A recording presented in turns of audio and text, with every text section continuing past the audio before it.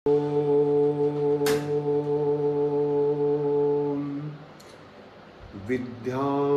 च विद्यां च यस्तु वेदोऽभ्यसः अविधाय मृत्युं तीर्त्वा विद्यामृतमश्नुते। आदरणीय भद्र पुरुषों, सत्यार्थ प्रकाश चैनल में आपका स्वागत है। साथियों, जैसे कि आपको विदित है कि हम सत्यार्थ प्रकाश की पूरी प्लेलिस्ट बना रहे हैं और आज हमारा 9वां समोल्लास है। पहले हम 8 समोल्लासों की प्लेलिस्ट बना करके डाल चुके हैं और आप ये जो प्लेलिस्ट देख रहे हैं, यदि आप इसको व्हाट्सएप के ऊपर देखते हैं तो हो सकता है कि आप पूरी वीडियो ना देख पाते हो, वो वीडियो कट जाती है। तो आप यूट्यूब के ऊपर जा कर के इसका पूरा देख सकते हैं और वहाँ सर्च कर लीजिए सत्यार्थ प्रकाश चैनल। महेंद्र सिंह आर्य नाम से आप माइक पर बोलेंगे तो आ जाएगा और फिर उसको सब्सक्राइब कर लीजिए, तो उससे फिर हमारे द्वारा जो डाली गई वीडियो वो सब आप तक पहुँचती रहेगी। सज्जनों, ये जो विषय है बहुत गहन है और उपयोगी है और प्रथम श्रेणी का है, लेकिन इसके ग्राहक कम है।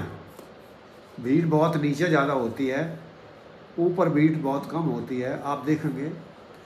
और जो बिल्कुल बेकारी बातें होती हैं उनमें आदमी को अधिक रुचि आती है। ऐसी बातें उनको नीरस लगती हैं, लेकिन शिक्षा में जब तप किया जाता है, परिश्रम किया जाता है तो वो फल देता है। तो आज जो हम वीडियो बना रहे हैं, जो आज का हमारा मुख्य विषय है, वो बहुत ही गहन विषय है और इतना गहन विषय है कि पूरा संसार इस बीमारी से त्रस्त और दुखी है और इसी के नाम पर ठगा और बहकाया गया है और आज भी बहकाया जा रहा है और बहकता रहेगा। इसका यदि सही स्वरूप किसी के पास में है तो जो आज हम आपको वीडियो में देने जा रहे हैं वह है। ये दूसरी चीज़ आपको नियंत्रण नहीं मिल सकती।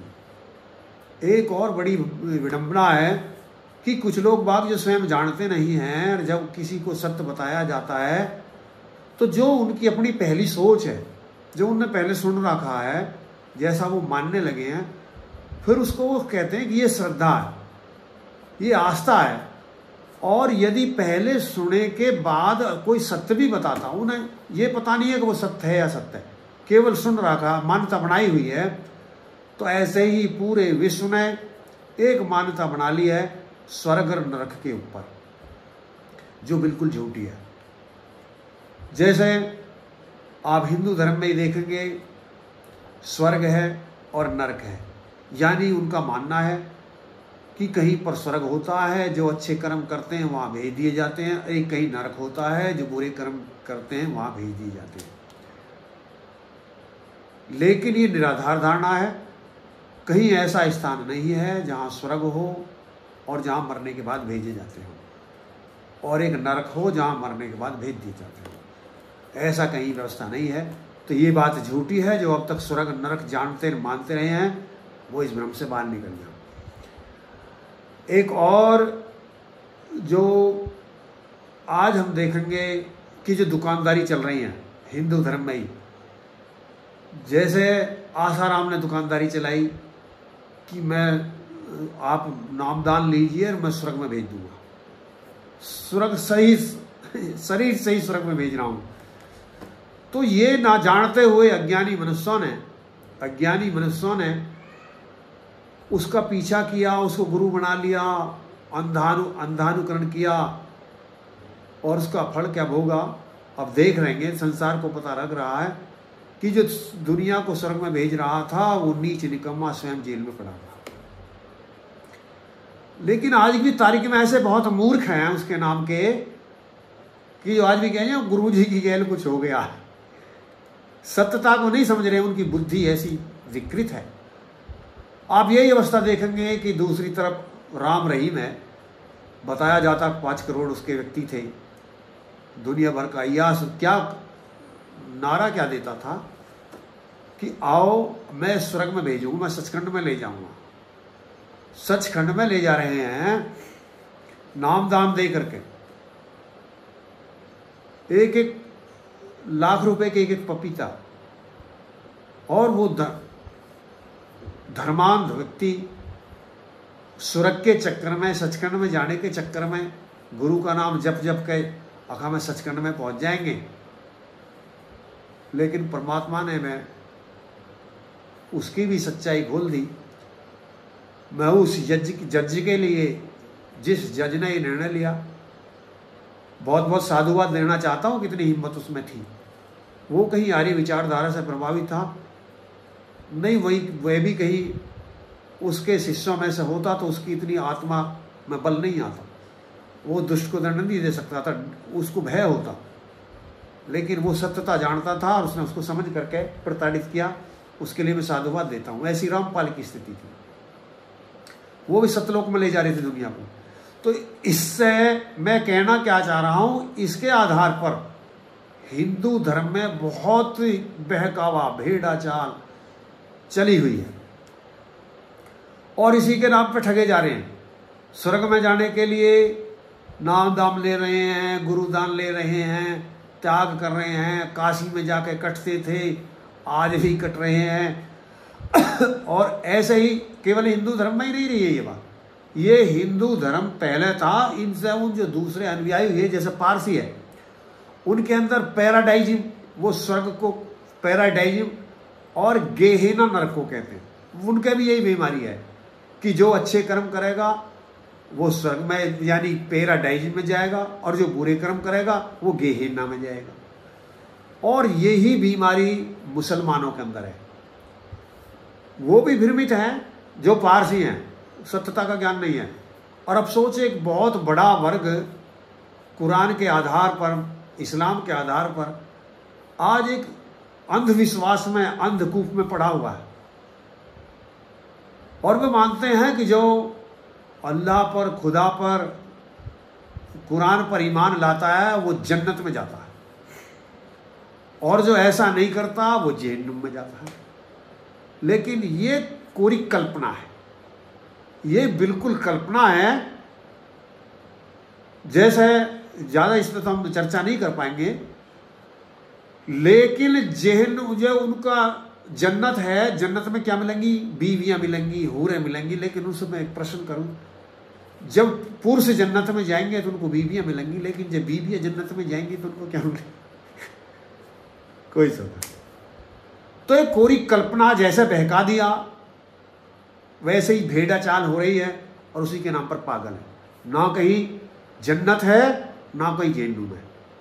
और ऐसे ही जो ईसाई हैं वो भी हेवन, उनके लिए एक स्वर्ग है, उसे वो हेवन कहते हैं, और नरक है उसको हेल कहते हैं। वो भी इस नाम पे, जो ईसाई में धर्म नहीं रखता है, ईसाई मत में धर्म नहीं रखता है, मत में विश्वास नहीं रखेगा, ईसा मसीह में विश्वास नहीं रखेगा, वो जो हेवन में जाएगा, जो विश्वास रखेगा वो हेल में जाएगा। लेकिन बड़ी अफसोस की बात है कि जो ये नारा लगाते हैं उन्होंने ही उनके मत का खंडन कर दिया। क्योंकि बाइबल कहती थी, ईसा कहता था कि पृथ्वी सूर्य के चारों तरफ घूमती है, लेकिन अब के ईसाई ने उसमें सुधार कर लिया और कहने लगे अक पृथ्वी सूर्य के चारों तरफ घूमती है। तो ये सबले ईसाई यदि उसकी बात मानेंगे तो सबले हेल में जाएंगे, कोई जा ही नहीं सकता हेवन में। लेकिन बड़े अफसोस की बात है, इतने पढ़े लिखे बुद्धिजीवी संसार के अंदर इसके आधार पर ठगेर लूटे जा रहे हैं। यही अवस्था जैनियों के अंदर भी है। वे भी मानते हैं कि एक उधर्व लोक होता है और एक फिर नरक लोक होता है। ना कोई उधर्व लोक है, ना कोई नरक लोक है। अब एक और समस्या यहाँ आती है कि जब हम ऐसी बात करते हैं तो जब किसी की आस्था पर ठेस पहुँचाते हो, तुम किसी की श्रद्धा पर ठेस पर, अरे श्रद्धा का मतलब है सत्य का ज्ञान, और ये बातें सत्य नहीं है। और यदि किसी को संशय है और ये भ्रम हो, किसी मुसलमान को ये भ्रम हो, किसी ईसाई को ये भ्रम हो, किसी हिंदू को हो, किसी राधा स्वामी को, राधा स्वामी भी 8वें आसमान की बात करते हैं, वो भी एक बहुत बड़ा ढोंग, पाखंड, छल कपट चला रहे हैं और दुनिया को ठग रहे हैं, बहका रहे हैं। ऐसे ही उनकी भी एक स्थिति सामने आएगी जैसे राधा स्वामी की आई, जैसे आसाराम की आई और जैसे राम रहीम की आई, रामपाल की आई, वो भी स्थिति एक दिन आएगी। वो भी एक पूरे समाज को, एक बहुत बड़े वर्ग को, हमारी माता बहनों को नरक में धकेलने का काम कर रहे हैं और मौज ले रहे हैं। ये भी एक पतन का कारण है। जितनी जल्दी साथियों इस बीमारी से बच सकते हो, जल्दी से जल्दी बच जाइए। केवल जो आधार है वो वेद है, सत्य है, लेकिन सत्य को मानने वाला, सत्य को सुनाने वाले बहुत कम है। आप देखेंगे जो बेमतलब की वीडियो हैं उन्हें वो लाखों में बहुत जल्दी देख ली जाती है और हम दावा करते हैं हमारी सत्यता की बात है। सत्यता को देखने के लिए, सत्य को सुनने के लिए, क्योंकि आर्य समाज के पास में समझ का सौदा है, देखने का सौदा नहीं है। और जिसके पास में समय है नहीं, आर्य समाज में आ नहीं सकता।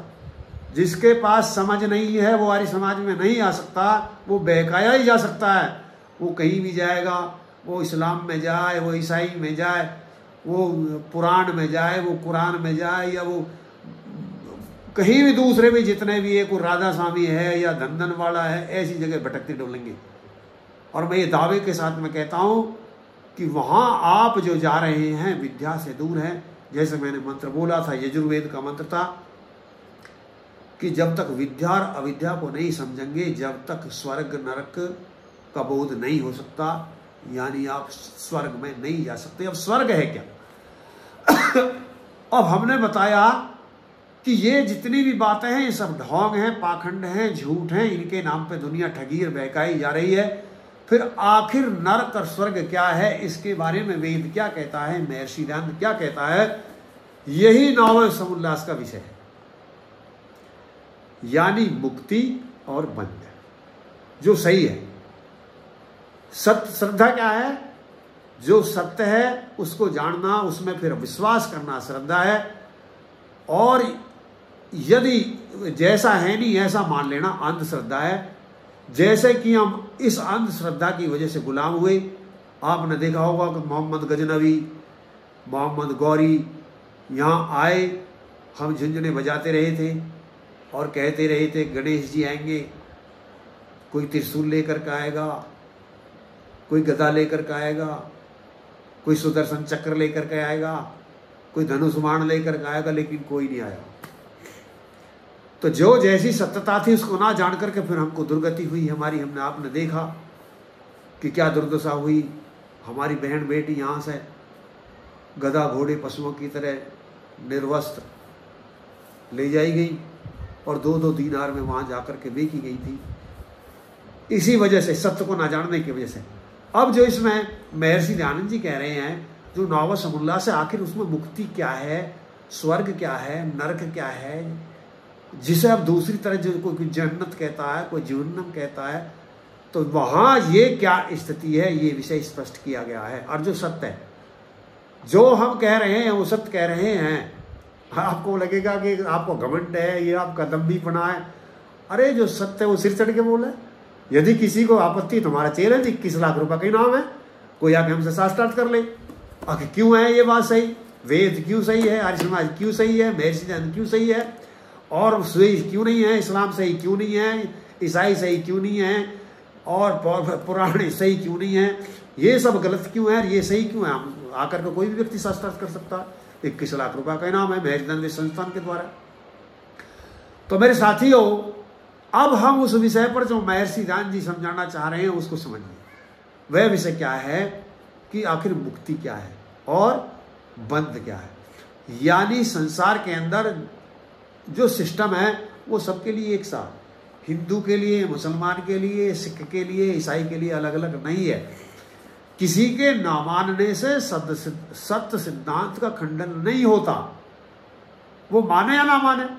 जैसे मुसलमान नहीं मानते पुनर्जन्म नहीं होता, तो उनके ना मानने से पुनर्जन्म खत्म थोड़ी हो जाएगा।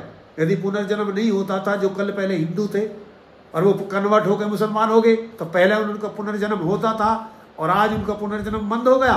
और आज इतने कितने ही मुसलमान भाई जो है हिंदू हो गए, तो आज क्या फिर उनका वो बदल गया? जैसे वसीम रिजवी हो गया और एक महेंद्र पाल पंडित जी हमारे वो हो गए, तो क्या अब उनका जन्म शुरू हो गया जब वो मुसलमान थे, जब जन्म नहीं होता था? अरे ऐसी मूर्खतापूर्ण बात कोई सोचते नहीं। बस जो स्वार्थी लोग बाग हैं, जो धंधा चला रहे हैं, जो अपनी दुकानदारी चला रहे हैं, जो अपनी नेतागिरी चला रहे हैं, उन बातों के बिना उनका काम नहीं चलता। बस वो दुकानदारी ही स्वर्ग के नाम से, नरक के नाम से, मंदिर के नाम से, मस्जिद के नाम से, गुरुद्वारे के नाम से, चर्च के नाम से चलती है। तो ऐसे व्यक्ति जिनकी दुकानदारी ही इन जगह पर आसान पर चल रही है, तो वो सत्यता कैसे समझ सकते हैं? समझ तो सकते, मान कैसे सकते हैं? जैसे एक दुर्योधन से एक प्रश्न किया गया था कि आप इन बातों को क्यों नहीं मानते, धर्म की बातों को? उन्होंने कि मैं इन सब बातों को मानता हूँ, जानता हूँ, लेकिन मैं मान नहीं सकता। तो यही अवस्था उनकी स्वार्थी मनुष्यों की, अज्ञानी मनुष्यों की, जो सत्य को या तो जानते नहीं हैं और जानते भी हैं तो मानते नहीं है, क्योंकि उनके स्वार्थ बाधित होते हैं। तो जो हम आपको अब ये सत्य बताने जा रहे हैं, महर्षि दान जी क्या करे हैं? जो बताया सबके लिए वेद है। वेद क्या? ज्ञान। यानी सबका परमात्मा एक है, जिसका ओम नाम है। मुसलमानों का, सिखों का, ईसाइयों का अलग नहीं है, ये भ्रम ना रहे किसी को। और सबका धर्म ग्रंथ क्या है? वेद है, किसी का अलग नहीं है। और सबका धर्म वैदिक धर्म है। यानी जो अच्छे कर्म करते हैं वो सब धर्मात्मा हैं, और जो बुरे कर्म करते हैं वो धर्मात्मा नहीं है। अच्छे धर्म करने वाला मुसलमान, सिख, ईसाई सब धर्मात्मा है, और बुरे कर्म करने वाला आर्य हो या मुसलमान हो या सिख हो या ईसाई हो या हिंदू हो या यहूदी हो, कोई भी हो, पाकिस्तान का हो या अमेरिका का हो, सब अधर्मी है। ये धर्म है वेद का। जो अच्छा कर्म करता वो धर्मी, जो बुरे कर्म करे वो धर्मी। ऐसा नहीं है कि जो मुसलमान बन गया तो धर्मी, हिंदू बन गया तो धर्मी, सिख बन गया तो धर्मी, जैन बन गया तो धर्मी, और नहीं बना तो अधर्मी। ये कैसी मूर्खतापूर्ण बातें है। खैर विद्वान लोग इन बातों को समझते हैं और कुछ समझ रहे होंगे, जो मैं प्रयास कर रहा हूँ। तो जैसे मैंने बताया, वेद सबके लिए है, परमात्मा एक सबके लिए है, हम सब उस एक परमात्मा की रचना है। जब हम उस परमात्मा की रचना है तो उसका विधान भी सब एक जैसा ही है। सब मुसलमान को जन्म लेना पड़ेगा, पुनर्जन्म सब ईसाई का होगा, उनके मानने से नहीं होता कुछ। वो जानते नहीं है, ना जानने से सिद्धांत नहीं बदल सकता। अब अंधे को सूर्य ना निकलता दिखता है, वो कह दे कि सूर्य होता ही नहीं है। तो जैसे अंधे के ना कहने से सूर्य बंद नहीं होगा, तो ऐसे ही इन धर्मांध बेवकूफ मूर्ख व्यक्तियों के ना कहने से व्यवस्था बदल नहीं सकती। ये ज्ञानी मनुष्यों का काम है, विद्या का काम है, स्वार्थी काम व्यक्तियों का काम नहीं है। जो धर्मात्मा व्यक्ति हैं, जो परोपकारी व्यक्ति हैं, जो निस्वार्थी व्यक्ति हैं, जो समाज का कल्याण चाहते हैं, जो जिनकी कोई पूर्ण आग्रह नहीं है, कोई दुराग्रह नहीं है, जो किसी जाति से, किसी धर्म से मेरा संप्रदाय से बंधे नहीं है, जो मानव जाति से बंधे हुए हैं, संसार से बंधे हुए हैं, प्राणी मात्र से बंधे हुए हैं, उनके विषय है। तो इतनी मानता, क्योंकि आर्य समाज का संसार का उपकार करना किसी और संगठन का काम नहीं है, उद्देश्य नहीं है। ना ईसाई का, ना सिख का, ना मुसलमान का, ना हिंदू का, न जैन का, न बौद्ध का, न भाजपा का, न सपा का, न हिंदुस्तान का, न पाकिस्तान का। यानी किसी भी देश का, किसी भी पार्टी का, किसी भी संगठन का, किसी भी धर्म का, संप्रदाय का विश्व का कल्याण करना उद्देश्य नहीं है। केवल आर्य समाज का उद्देश्य है संसार का कल्याण करना, इस समाज का मुख्य उद्देश्य। और ये सामर्थ्य भी रखता है, क्योंकि इसके अंदर सब जाति हैं। सब देशों के अंदर लगभग 30-35 देशों के अंदर आर्य समाजों की स्थापना है। जहां आप कहेंगे जैसे अमेरिका ईसाई बल का मत का बोलबाला है, लेकिन वहां पर दैवेदाज नाम का एक ऐसी यूनिवर्सिटी बनी हुई है जहां 24 घंटे ये होता वेदों के पास। तो ये वेद एक, आर्य समाज एक विश्वव्यापी संगठन है। तो जो सत्यता जानना चाहता है और विश्व को सुधार यदि कर सकता तो आर्य समाज ही कर सकता। खैर यहाँ प्रसंग मेरा दूसरा है। मैं ये सब व्याख्या इसलिए कर रहा हूँ कि जो ऐसे कहते हैं कि हम किसी की आस्था पर प्रश्न कर रहे हैं, किसी की श्रद्धा को खत्म कर रहे हैं। हम किसी की आस्था पर कोई प्रश्न नहीं कर रहे हैं, किसी की श्रद्धा पर कोई प्रश्न नहीं कर रहे हैं, लेकिन जो अज्ञान है उस पर हम प्रश्न कर रहे हैं, उस पर हम टिप्पणी कर रहे हैं, उसका खंडन कर रहे हैं। जो अज्ञान है उसका हम खंडन कर रहे हैं, जो मिथ्या है उसका खंडन कर रहे हैं और सत्य का मंडन कर रहे हैं। अब उसमें विधान क्या, हमने मेरा यहाँ तक प्रयोजन ये रहा है कि जो कुछ संसार में है उसका एक रचयिता, एक मालिक परमात्मा है। जितने भी मनुष्य मात्र हैं और उसकी एक ही व्यवस्था है। तो उसकी व्यवस्था क्या है, स्वर्ग नर्क, उसे हम बताते हैं। स्वर्ग नर्क क्या है, जो हम जीव हैं, जैसे हमने मंत्र में बोला है कि जीव एक ही प्रकार के जीव होते हैं लेकिन अनेक होते हैं। ये वेद की व्यवस्था है, ये मेरा मानना नहीं है, ये महर्षि सिद्धांत का मानना नहीं है, आर्य समाज का मानना नहीं है। वेद का मानना है जो परमात्मा की वाणी है। आप मेरी कही बात पर किसी कहीं भी आपत्ति हो, वेद की वाणी परमात्मा की वाणी क्यों है और वेद ही क्यों है, आप प्रश्न कर सकते हैं। मैंने ये वीडियो डाली हुई है, 21 लाख रुपए के नाम है, वेद ही परमात्मा की वाणी क्यों है, इसके ऊपर डली हुई है। कोई इस पर देख सकते हैं। चैनल को सब्सक्राइब कर लीजिए, वो वीडियो जाकर के आप देख लीजिए, कोई भी कर सकता और देख सकता।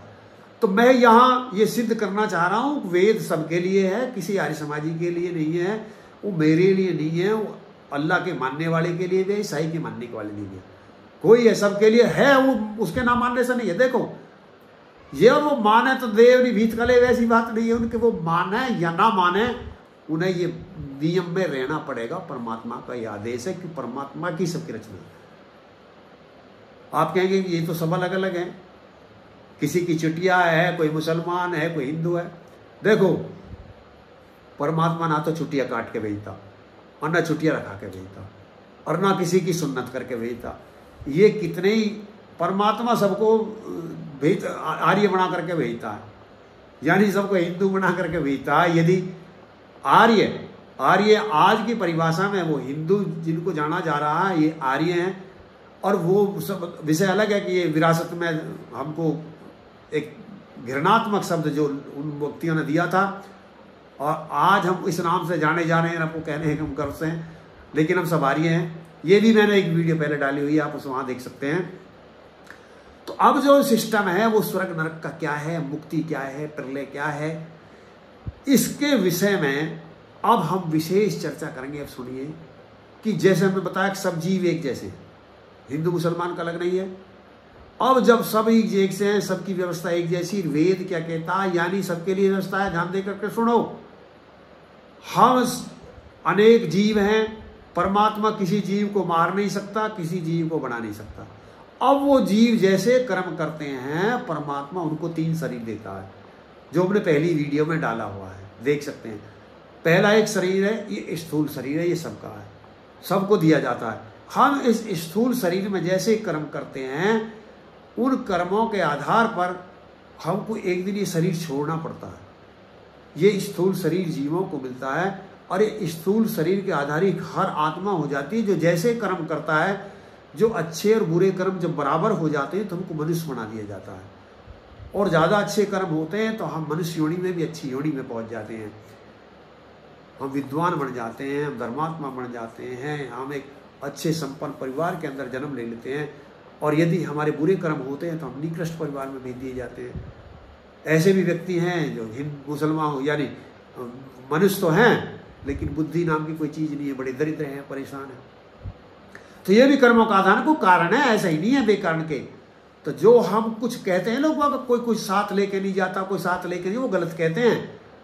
हम ये गाड़ी घोड़ा घर पति पत्नी ने तो साथ नहीं ले जा सकते, पुत्र को साथ नहीं ले जा सकते, लेकिन हमारे कर्मों का सब अंश हमारे साथ जाता है, जो कुछ किया जाता है, और वो हमें इसी रूप में फिर आकर के प्राप्त हो जाता है। यदि आप धार्मिक व्यक्ति हैं तो अगले जन्म में आपको ऐसे संपन्न परिवार में आपको घर भी मिलेगा, कोठी भी मिलेंगी, गाड़ी भी मिलेंगी, माता पिता मिलेंगे, नौकर मिलेंगे, अपने आप जन्म से ही मिल जाएंगे, कोई यत्न करने की जरूरत नहीं है। और यदि आपने बुरे कर्म किए हैं और दूसरे इनके अधिकारों के हनन किए तो फिर आप ऐसी जगह भेजे जाओगे, झोपड़ी भेज दिए जाओगे, कर पुरुषार्थ कर मजदूरी। तो ये परमात्मा की व्यवस्था सबके लिए है, केवल आर्य समाजी के लिए नहीं है। मैं कह रहा हूँ कि हमारे लिए, तुम्हारे लिए, सबके लिए, कोई हिंदू है मुसलमान। तो आप अपने कर्मों पर ध्यान करिए, जो हमें शरीर मिला है, जैसे हम कर्म करेंगे उसके आधार पर हमको अगला जन्म मिलेगा। हम पशु बन सकते हैं, पक्षी बन सकते हैं, स्त्री बन सकते हैं, पुरुष बन सकते हैं। तो ये एक सिस्टम है। हम शरीर में रहेंगे तो हमें फिर जन्म लेगा। अब यदि हम मुक्ति चाहते हैं, नर्क या स्वर्ग, यानी यही स्वर्ग नर्क तो इस शरीर के अंदर ही है। जब हम कर्म करके अच्छे करके, जब हमें सुख होता है तो हम स्वर्ग में हैं, और जब हमें दुख होता है तो हम नरक में हैं। सुख का नाम स्वर्ग और दुख का नाम नरक, यानी इस स्थूल शरीर के अंतर्गत ही होता है। कहीं अलग ऐसा लोक नहीं बना जहाँ भेज दिए जाते हैं। ये सब कोरी कल्पना है, चाहे वो जन्नत के नाम, जहन्नम के नाम, जो भी है, ये सब कहीं कुछ नहीं है, यही है। ये बहका करके दुनिया को ठगा जा रहा है, बहकाया जा रहा है, डराया जा रहा है, मारा जा रहा है, और अपनी चंगुल में फंसाया जा रहा है इस आधार पर। तो इस सत्य को आप समझिए।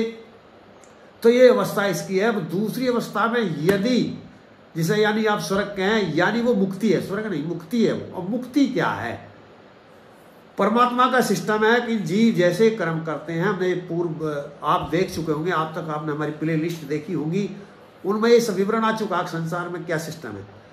तो वहां आप जान करके जब आप यहाँ पहली श्रेणी, ये नौवीं कक्षा चल रही है अब आपकी ये 9वीं कक्षा है। इसमें हम पहले 8 कक्षा पढ़ा चुके हैं।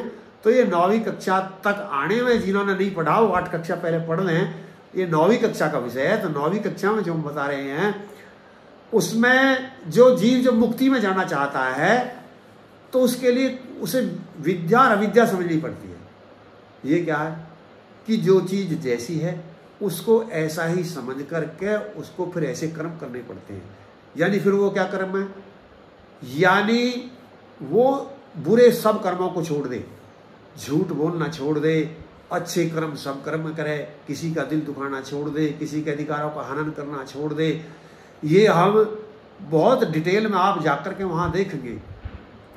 आप ये नव समोल्लास पढ़ेंगे, वहाँ जाकर के ऋषि जी ने बहुत विस्तार से विवरण दिया है इसका। और मैं यदि विस्तार को आपको यहाँ प्रस्तुत करूँगा तो आप कितने उस विषय के अधिकारी हो, कितना आप समय दे पाओगे, मुझे नहीं लगता कि मैं उन डिटेल को आपके सामने प्रस्तुत करूँ। हाँ, यदि आप उस विषय को समझना चाहते हो तो आप उस विषय को या तो आमने सामने बैठ कर समझ सकते हो, या चाहें तो आप टिप्पणी कर सकते हो, या मैं उसमें फिर विशेष वीडियो आपके लिए बना सकता हूँ यदि उस गहन विषय को आप ज़्यादा बारीकी से समझना चाहते हो। अब जितना मैं एक साधारण मनुष्य के स्तर में समझ में आ सकता हूँ मैं उतना केवल बता रहा हूँ। महर्षि दयानंद जी जो लिखते हैं वो कहते हैं जब हम स्वर्ग में यानी मुक्ति में जाना चाहते हैं तो उसके लिए एक ही रास्ता है कि हमारे पास में षट संपत्ति हो। अब ये क्या कहेंगे षट संपत्ति हो? ये एक प्रकार के हमारे लिए एक नियम है कि हमें इन नियमों में रहना। और बहुत विज्ञान ऋषि जी यहाँ बताते हैं, ये भी बताते हैं कि हमारे शरीर की रचना कैसे है, प्राणों की क्या गति है, किस क्या प्राण कौन सा, अपान क्या करता है, समान क्या करता है, उदान क्या करता है, ऐसे ही हमारे कोष कितने हैं, आदि आदि हमारे जीव की जो कितने 24 प्रकार के जो उसके स्वभाव स्वरूप उसकी शक्ति हैं वो उन सब का पूरा विवेचना देते हैं। तो वहाँ आप जाकर के आप 70 प्रकार में पढ़ सकते हैं, या फिर आप किसी विषय को आप टिप्पणी के माध्यम से जान सकते हैं। तो यदि आप मुक्ति में जाना चाहते हैं तो मुक्ति क्या स्थिति है कि अष्टांग योग है। अष्टांग योग के बिना आप मुक्ति नहीं पा सकते, कहीं स्वर्ग में नहीं जा सकते। वो क्या है अष्टांग योग? इस पर भी एक बहुत बड़ी वीडियो की आवश्यकता है।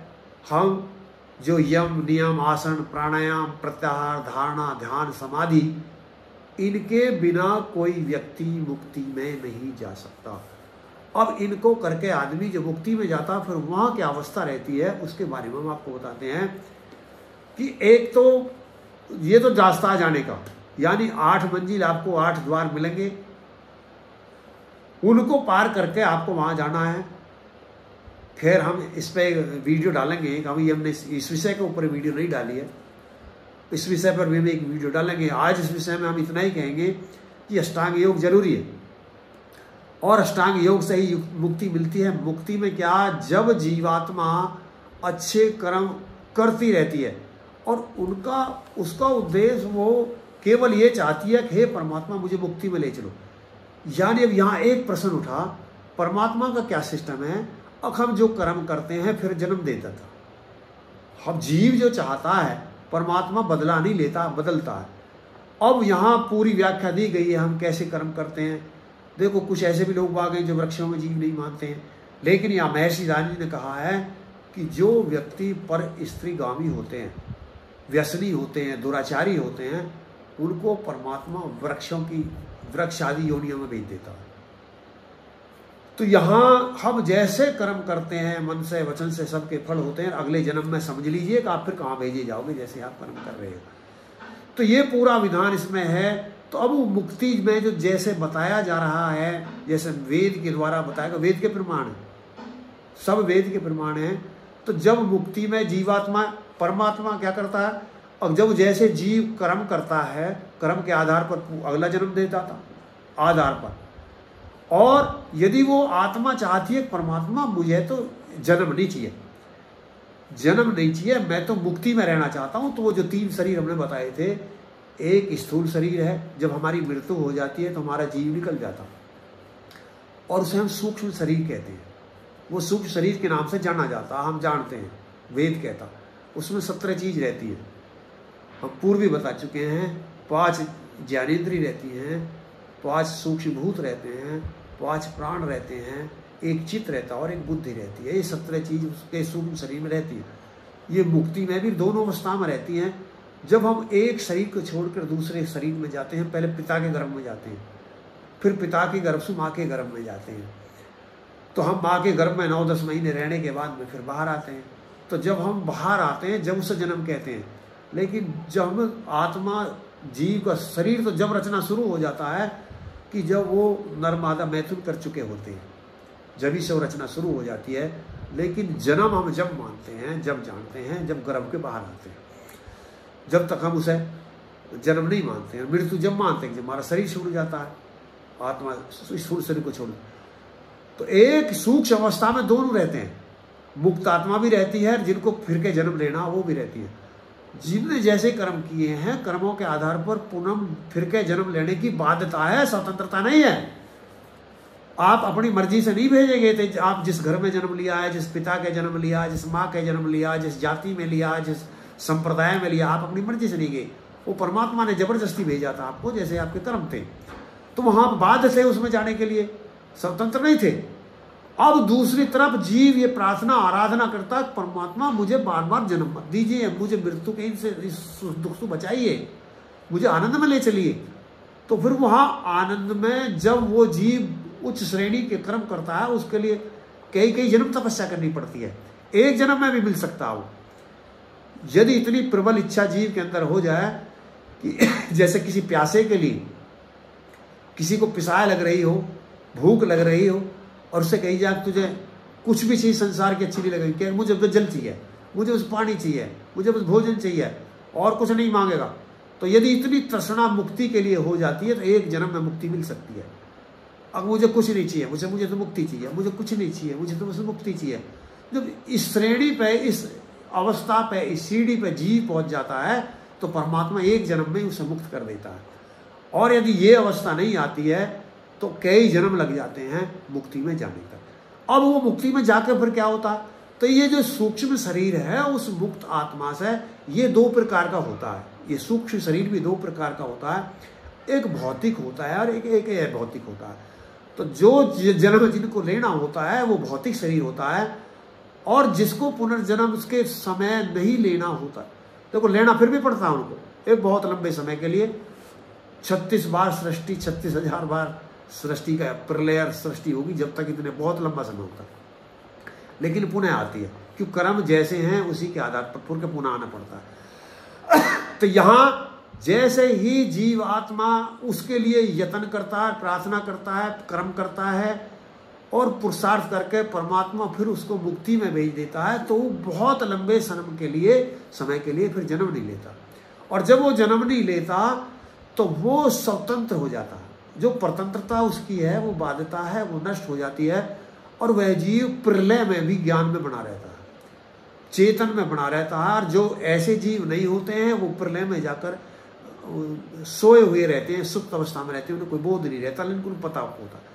अब जो ऐसी मुक्त आत्मा ऐसे कर्म करने के बाद में जाती है, वहां पर जो अन्य मुक्त आत्मा है, वो मुक्त आत्माएं प्यार से उसको अपने पास रखती है, मिलती हैं, वो आपस में बात करते हैं, आपस में बात करते हैं, मिलते हैं। और वो मुक्त आत्मा जहां चाहे, वो सूर्य लोक में जा सकती है, वो पृथ्वी लोक में जा सकती है, चंद्रलोक में जा सकती है, वो दूसरे ब्रह्मांड में जा सकती है, कहीं भी वो जाना चाहती है तो वो जा सकती है, उसके लिए कोई प्रतिबंध नहीं है। लेकिन परमात्मा को वो ज्ञान से ही जानते हैं, परमात्मा को ऐसे नहीं देखते जैसे हम आप आंखों से देख रहे हैं, भाई वो मुक्त आत्मा होगी तो परमात्मा को ऐसे देख रही है जैसे हम देख रहे हैं, ऐसा नहीं देखते हैं। परमात्मा तक की तो कोई आकृति नहीं है, जब किसी को उसकी कोई आकृति नहीं है तो इन आंखों से देख कौन सकता है। तो जो देखने की विधि दूसरी है वो हमने दर्शन दिया है। अब परमात्मा का दर्शन किस प्रकार हो सकता है, ये हमारी पहली वीडियो डली हुई है, आप उनमें जाकर के देख सकते हैं। तो ये जो विषय जब जीवात्मा उस मुक्ति में जा लेती है और मुक्ति में वो फिर आनंद में रहती है, अपनी मर्जी से जब चाहे वो कुछ खाना चाहे तो उसको आनंद ले सकती है, देखना चाहे तो देख सकती है, बोलना चाहे तो बोल सकती है, सुनना चाहे तो सुन सकती है, कहीं जाना चाहती है तो जा सकती है। ये सब सामर्थ्य उस जीवात्मा के अंतर्गत रहती हैं और वो बहुत लंबे समय के लिए जन्म मरण के चक्कर से परमात्मा उन्हें बचा देता है। लेकिन फिर बहुत लंबे समय के बाद उनको फिर पुनः परमात्मा ऐश्वर्य सृष्टि में भेजता है। ऐश्वर्य सृष्टि क्या होती है, मैथुनी नहीं होती है, वो एकदम ही यंग लड़का लड़की पैदा होते हैं। ये सृष्टि क्रम में हमने दिया हुआ 8वें समोल्लास में आप देख सकते हैं, ऐसे पैदा होते हैं और वो अनेकों पैदा होते हैं। और उनमें जो पवित्र ज्यादा 4 पवित्र आत्माएं होती हैं, उनमें भी देखो श्रेणी होती है, मुक्ति में भी क्वालिटी होती है, वहां भी श्रेणी होती है, वहां सब एक जैसी नहीं होती है। अब आप कहेंगे कि वहां श्रेणी कैसे हो सकती है, वहां श्रेणी ऐसे होती है कि जैसे क्लास में बच्चे पढ़ते हैं और पास वो भी बच्चा हो जाता है अगली क्लास में, मान लिया हाई स्कूल का बच्चा पेपर दे रहा है तो वो भी बच्चा पास हो जाएगा जिसके पास 33 नंबर आ गए हैं, और वो भी बच्चा पास होगा जिसके पास में 99% पास हुए, वो भी 13वीं में ही चढ़ेगा, वो 11वीं में ही चढ़ेगा, और 33% पास करने वाला भी 11वीं में ही चढ़ेगा, सप्लीमेंट्री लेने वाला भी 11वीं में चढ़ जाएगा। तो ऐसे ही वहाँ अवस्था है, वहाँ भी स्तर रहता है, और उन स्तर में जो विशेष आत्मा होती हैं उनको परमात्मा वेद का ज्ञान देता है। जब फिर ये सृष्टि का क्रम शुरू हो जाता है तो ये संक्षिप्त में हमने मुक्ति का विषय बताया है। ज़्यादा इसके बारे में यदि आप ज़्यादा जानकारी करना चाहते हैं तो आप सत्यार्थ प्रकाश को पढ़िए या फिर आप टिप्पणी कर दीजिए। हम विषय विस्तार की वजह से टिप्पणी हमारी वीडियो ज़्यादा लंबी हो जाती है, हमारे साथी जो वो कहते रहते हैं, तो इसलिए हम ये वीडियो में ज़्यादा और नहीं बता पाएंगे। हाँ, ये आपके आग्रह पे हम जरूर बताएंगे। हम आप सब समझ रहे हैं कि एक वीडियो जो अष्टांग योग है उसके बारे में भी लोग बागों में भ्रांति हैं, उसके ऊपर हम एक वीडियो डालेंगे और इसी समोल्लास में डालेंगे। तो हमारी जो दूसरी वीडियो होगी वो ये होगी। तो इन्हीं बातों के साथ मैं अपनी वाणी को विराम देता हूँ।